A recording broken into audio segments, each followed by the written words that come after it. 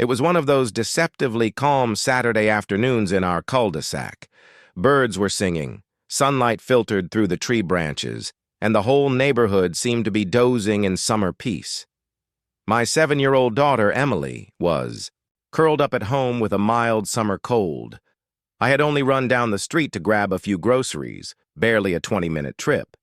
Emily had been bundled up on the couch under her favorite pink blanket, eyes fixed on cartoons.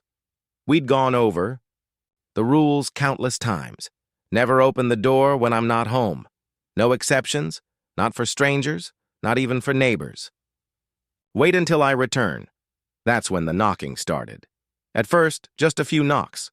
But Emily later told me it quickly grew louder, harder, more insistent, banging that rattled the door frame. She peeked through the peephole, and her stomach dropped.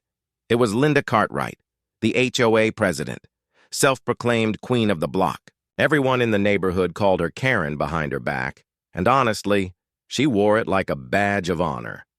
She lived for scolding teenagers on skateboards, tattling to the HOA about garbage bins left out a few minutes too long, and micromanaging people's lawns like she was running a military base. But her favorite targets? Me and Emily. Emily did exactly what she was told. She stayed quiet. She didn't answer. She hid, small and frightened, hoping the woman would leave, but Linda didn't leave. Instead, she stalked around to the back of the house, and when she found the sliding glass door unlocked, she let herself in. That's when Emily screamed. I wasn't there to hear it. By the time I came home, grocery bags in hand, I walked into chaos. Emily was in the kitchen, face streaked with tears, her breathing ragged and sharp.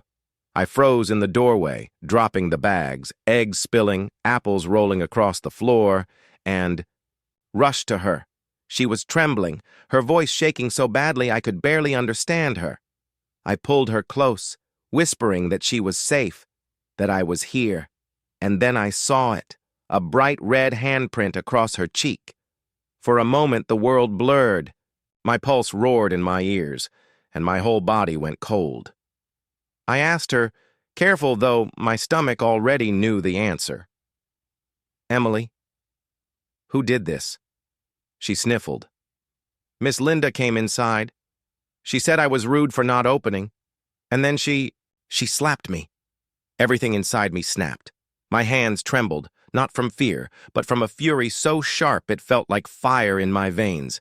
I was moving before my brain even caught up, storming toward the door, rage pounding through every step.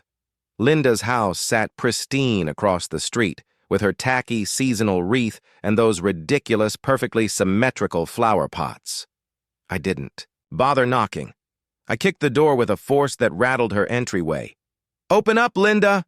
I roared, my voice carrying through the whole block. Curtains twitched, neighbors peeked out. I didn't care. The only thing that mattered was the sting still burning on my daughter's cheek. The door swung open, and there she was. Beige sweater set, hair in a painfully tight bun, lips curved in that same fake smile she flashed at every HOA meeting. "Well, that was rude," she said, arms folded, as if she hadn't just crossed every line imaginable. "Is this about your daughter?" I saw red. "What the hell were you thinking?" My voice was low, shaking with fury. "You slapped a child! You broke into my home!" She scoffed, like I was the one being unreasonable. She disrespected me. I rang the bell 3 times. She ignored me. That's how kids become entitled. You people don't raise them right. You people. I took one step closer, my fists tight enough to cut my palms. "She's 7 years old." 7. "And you assaulted her because she didn't drop everything to entertain your ego?" Her chin lifted. "She needed discipline. I handled it." That was it. No pause, no second thought. My fist connected with her jaw in a crack that echoed off her porch.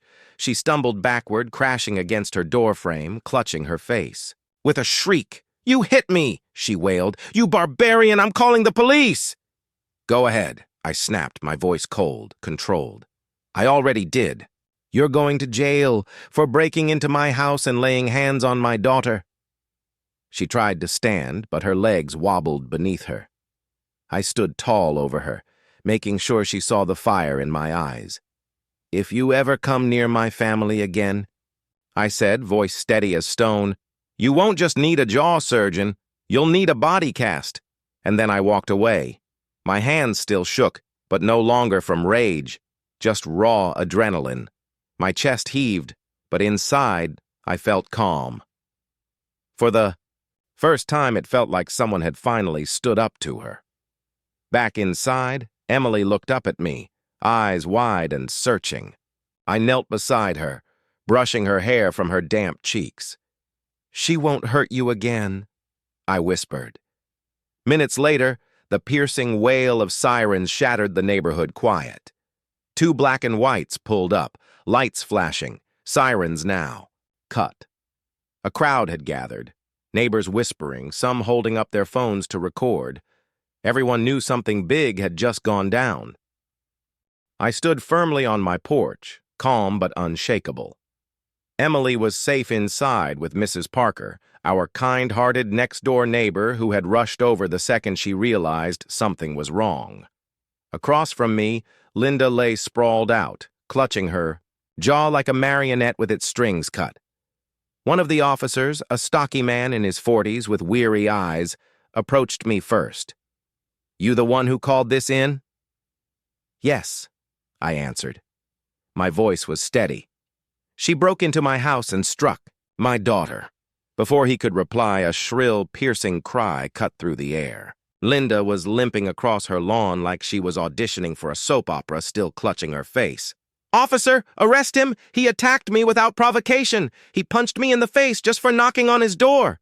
The second officer hurried to her side, guiding her to the curb as she launched into a dramatic performance about assault, community respect, and the fall of civilized society. If Emily's cheek hadn't still been burning with a clear red handprint, the scene might have been almost laughable.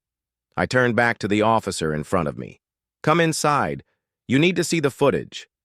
Thankfully, my security cameras had captured everything. I pulled it up. The clip by the kitchen window told the whole story. Linda circling around, sliding open the back door like she owned the place, storming into my kitchen, shouting at my daughter, and then, clear as daylight, slapping her. Emily's scream tore through the audio, sharp enough to twist the knife. In my chest all over again. The officer watched in silence, his jaw tightening. After a long moment, he glanced at his partner. "Yeah," he muttered.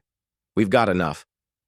I followed him back outside, just in time to hear Linda screech, "You can't be serious! You're really going to take his word over mine? He's violent. He hit me." The officer's tone turned to steel. "Ma'am, we've reviewed the home security footage. You unlawfully entered his residence and physically struck his minor child. You're under arrest for trespassing and assaulting a minor." For once, Linda was speechless. Her jaw, figurative this time, dropped wide open. "You're arresting me?" "Yes, ma'am," the officer replied flatly. "Please stand up." The crowd that had gathered began to murmur. Someone even clapped. Linda's eyes darted wildly, scanning the neighbors she had lorded over for years, only to see relief, maybe even satisfaction, on their faces. "This neighborhood is going to hell," she shrieked, her voice cracking as the officers read her rights and guided her toward the squad car. But nobody rallied to her defense. Not one. As the door slammed shut on the patrol car and the flashing lights carried her away, I stood rooted on the grass. The so-called queen of the HOA had just been dethroned in full view of the entire block. And for the first time, I saw something in my neighbors' faces I hadn't seen in years. Relief. Inside, Emily was sitting quietly at the kitchen table. Her stuffed bunny was tucked safely under her arm, a juice box clutched in her small hand. Mrs. Parker gave me a gentle nod and slipped out to give us space. I sat across from my daughter. "You okay, Pumpkin?" She looked up, eyes wide. Is she going to come back?" "No," I said firmly. "She won't, I promise." She nodded slowly, but I could see it. The hesitation, the seed of doubt that had been planted. That was what broke me. Not the slap itself, not even the trespassing, but the fear that home wasn't safe anymore, that adults couldn't be trusted to protect her. That was what Linda had taken from her in less than a minute, and what I'd spend every day trying to restore. Later that evening, my phone buzzed. Officer Ramirez, the one who'd reviewed the footage, was on the line. "She's being charged with felony child endangerment, assault, and unlawful entry," he said. "We'll need you and your daughter to make statements, but with the footage and her testimony, the case is strong." I thanked him and hung up, relief washing over me. That's when a soft knock echoed at the front door. This time, gentle. It was Bill Thompson, a longtime resident and HOA board member. He shifted uncomfortably before speaking. "I just wanted to say, I'm sorry. We let Linda get away with too much for too long. She bullied everyone, but no one stood up to her. We thought ignoring her was easier. But what she did to your daughter, it's beyond inexcusable." I nodded. "Thank you, but she's not your problem anymore." He sighed. "Tomorrow we're holding an emergency HOA meeting to remove her from the board permanently. Should have happened years ago." I appreciated the words, but I knew the only apology that mattered was the one I'd give Emily, every day, by making sure she never felt unsafe in her own home again. The next morning, I drove her to school myself. As she stepped out of the car, she looked back at me and smiled. Small, fragile, but real. Healing. Because monsters don't just hide under beds. Sometimes they live across the street, but even monsters bleed. And sometimes they finally get exactly what they deserve. So if you believe Karen got what was coming to her, smash that like button, drop a justice served in the comments, and don't forget to subscribe for more real-life savage stories just like this. Because next time, it might be your door Karen's banging on.